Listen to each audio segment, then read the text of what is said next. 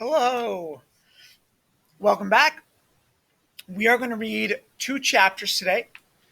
We are going to read chapters 9 and 10 of Charlie and the Chocolate Factory. So, just a quick reminder. So, what has happened so far? Willy Wonka hid 5 golden tickets. 4 have been found so far. Augustus Gloop, Veruca Salt, Violet Beauregard, and Mike TV. That's 4 kids. Only 1 ticket remains. So, we are going to read chapters 9 and 10 today. So let me go ahead and pull this up. Woo! All right. Grandpa Joe takes a gamble. The next day, when Charlie came home from school and went in to see his grandparents,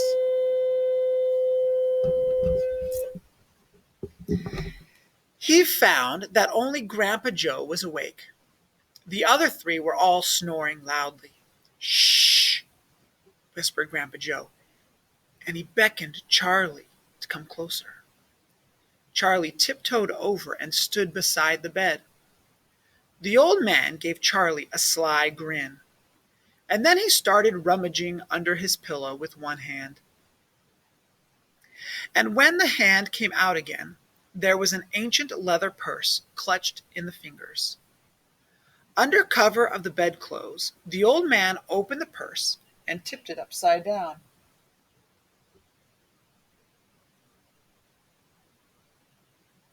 Out fell a single silver 10-cent piece. "It's my secret hoard," he whispered. "The others don't know I've got it. And now you and I are going to have one more fling at finding that last ticket. How about it, eh?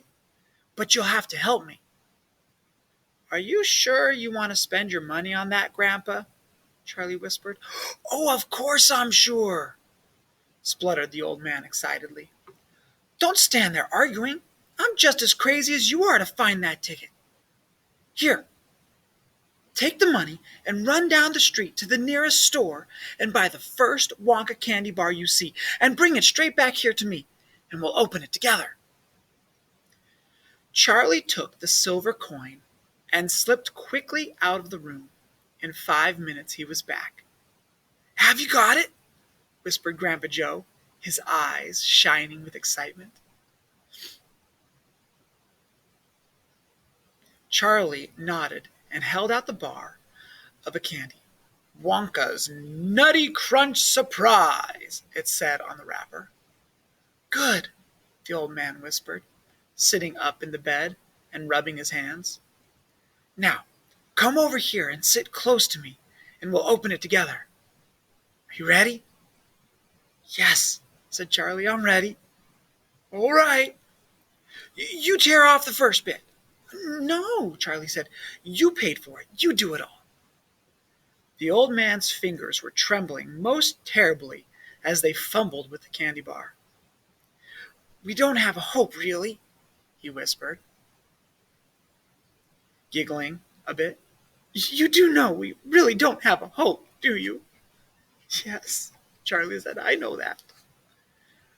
They looked at each other, and both started giggling nervously. "Mind you," said Grandpa Joe, "there is just the tiny chance that it might be the one. Don't you agree?" "Yes," Charlie said, "of course." "Oh, why don't you open it, Grandpa?" "All in good time, my boy, all in good time. Which end do you think I ought to open first?" That corner, the one furthest from you. Just tear off a tiny bit, but not quite enough for us to see anything." "Like that?" said the old man. "Yes, now a little bit more." You finish it," said Grandpa Joe. "I'm too nervous." "No, Grandpa, you must do it yourself." "Very well, then. Here it goes."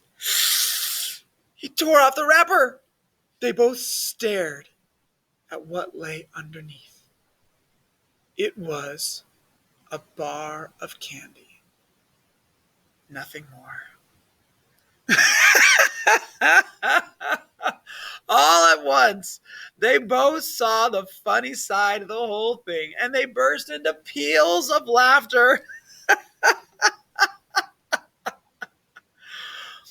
What the heck's going on? Cried Grandma Josephine, waking up suddenly. Nothing, said Grandpa Joe. You go on back to sleep. Oh dear. So let's go ahead and go over chapter 9 real quick. The phrase takes a gamble, Grandpa Joe takes a gamble, means he's risking something. He has a little bit of money, money that could be bought for food, money that could be used to spend on the family and other needs. He's risking it. He might lose all of his money, but you might get something really great. Okay, that's why people play slot machines. That's why people play roulette, like this picture here. That's why people play cards. They gamble, right? A little bit of money with the possibility of a big payout. All right. Grandpa Joe beckoned. It means come here, to call someone to you. So he was probably, Charlie, hey, come here. All right, it says that they fumbled with the candy bar, and fumbled is a term that we also use a lot in football. You can see this guy, he just totally loses his grip and doesn't even have the ball anymore. So when you have a hard time holding something in your hand, they're so nervous and so excited. They're like, oh, and they're fumbling it. And then we've already talked about the word wrapper and how they're just tearing little bits of the wrapper. All right, and then the last word we'll talk about here is the word peels. Peels. You might think of this as like the skin of an apple or an orange, the apple peel or the orange peel. But this is totally different. And in this case, we're talking about peals of laughter. It means uncontrollable hilarity. Peals of laughter. So what happened? Grandpa Joe had some secret money. He tells Charlie to use the secret money to buy one candy. And they're hoping for the golden ticket. No golden ticket. And they both laugh and laugh and laugh. All right. Let us continue with chapter 10. The family begins to starve. During the next 2 weeks, the weather turned very cold. First came the snow. It began very suddenly one morning, just as Charlie Bucket was getting dressed for school. Standing by the window, he saw the huge flakes drifting slowly down out of an icy sky that was the color of steel. By evening, it lay 4 feet deep around the tiny house, and Mr. Bucket had to dig a path from the front door to the road. After the snow, there came a freezing gale that blew for days and days without stopping. And oh, how bitter cold it was. Everything that Charlie touched seemed to be made of ice, and each time he stepped outside the door, the wind was like a knife on his cheek. Inside the house, little jets of freezing air came rushing in through the sides of the windows and under the doors, and there was no place to escape them. The 4 old ones lay silent and huddled in their bed, trying to keep the cold out of their bones. The excitement over the golden ticket had long since been forgotten. Nobody in the family gave a thought now to anything except the 2 vital problems of trying to keep warm and trying to get enough to eat. There is something about very cold weather that gives one an enormous appetite. Most of us would find ourselves beginning to crave rich steaming stews and hot apple pies and all kinds of delicious warming dishes. And because we are a great deal luckier than we realize, we usually get what we want, or near enough. But Charlie Bucket never got what he wanted because his family couldn't afford it. And as the cold weather went on, he became ravenously and desperately hungry. Both bars of candy, the birthday one and the one Grandpa Joe had bought, had long since been nibbled away, and all he got now were those thin, cabbagey meals 3 times a day. Then all at once, the meals became even thinner. The reason for this was that the toothpaste factory, the place where Mr. Bucket worked, suddenly went bust and had to close down. Quickly, Mr. Bucket tried to get another job, but he had no luck. In the end, the only way in which he managed to earn a few pennies was by shoveling snow in the streets. But it wasn't enough to buy even a quarter of the food that 7 people needed. The situation became desperate. Breakfast was a single slice of bread for each person now, and lunch was maybe half a boiled potato. Slowly but surely, everybody in the house began to starve. And every day, little Charlie Bucket, trudging through the snow on his way to school, would have to pass Mr. Willy Wonka's giant chocolate factory. And every day as he came near to it, he would lift his small pointed nose high in the air and sniff the wonderful sweet smell of melting chocolate. Sometimes he would stand motionless outside the gates for several minutes on end, taking deep swallowing breaths as though he were trying to eat the smell itself. "That child," said Grandpa Joe, poking his head up from under the blanket one icy morning, "that child has got to have more food. It doesn't matter about us. We're too old to bother with. But a growing boy? He can't go on like this. He's beginning to look like a skeleton." "What can we do?" murmured Grandma Josephine miserably. "He refuses to take any of ours. I hear his mother tried to slip her own piece of bread on his plate at breakfast this morning, but he wouldn't touch it. He made her take it back." "He's a fine fellow," said Grandpa George. "He deserves better than this." The cruel weather went on and on. And every day, Charlie Bucket grew thinner and thinner. His face became frighteningly white and pinched. The skin was drawn so tightly over the cheeks that you could see the shapes of the bones underneath. It seemed doubtful whether he could go on much longer like this without becoming dangerously ill. And now, very calmly, with that curious wisdom that seems to come so often to small children in times of hardship,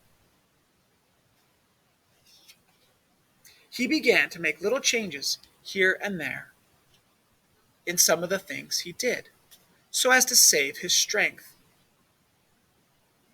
In the mornings, he left the house 10 minutes earlier so that he could walk slowly to school, without ever having to run.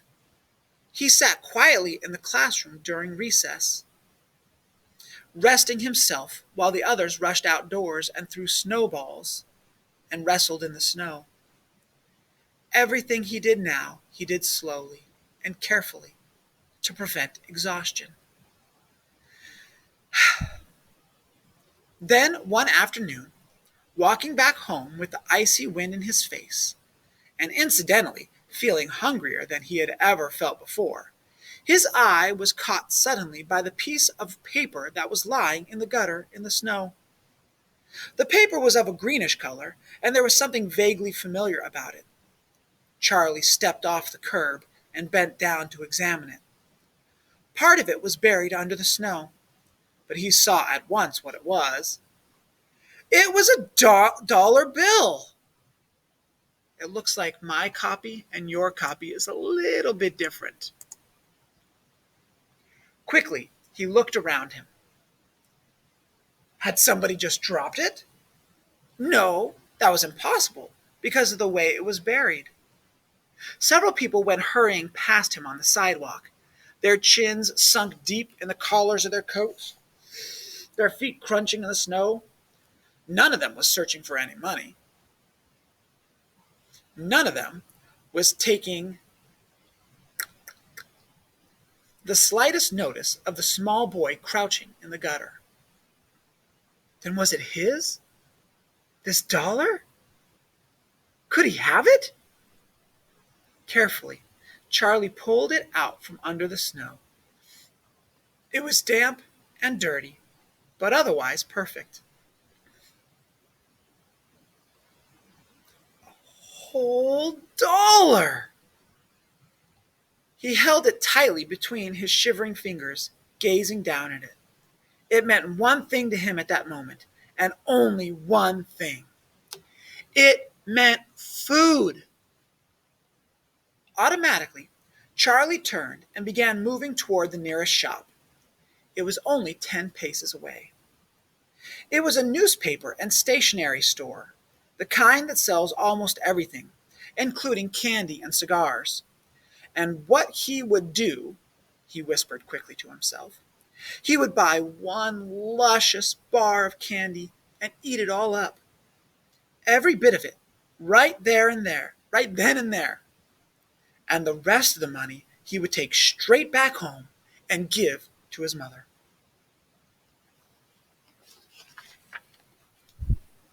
So, some very important things in this chapter. So let's go ahead and start looking at chapter 10. Chapter 10. So there's this gale. It's a storm. A gale is the wind. And you can see the snow blowing and the wind. Whoa, look at that person. You see what happened to them in this gale? Watch. Ready? Whoa!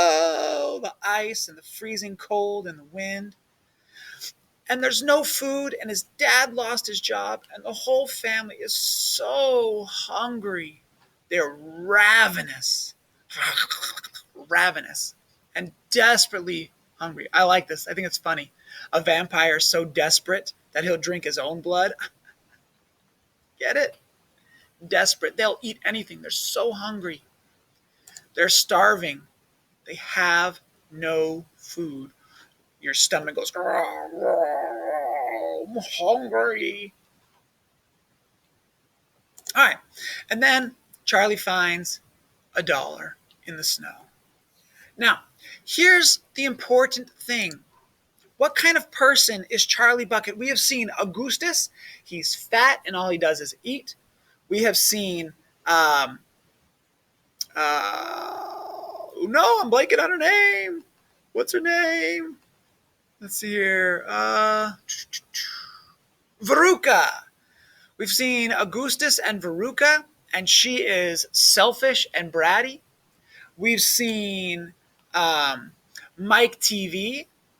We met Mike TV, and how Mike TV just wants to watch TV and be left alone. And we met Violet Beauregard, who is gross, and the gum. Ugh. But what kind of person is Charlie?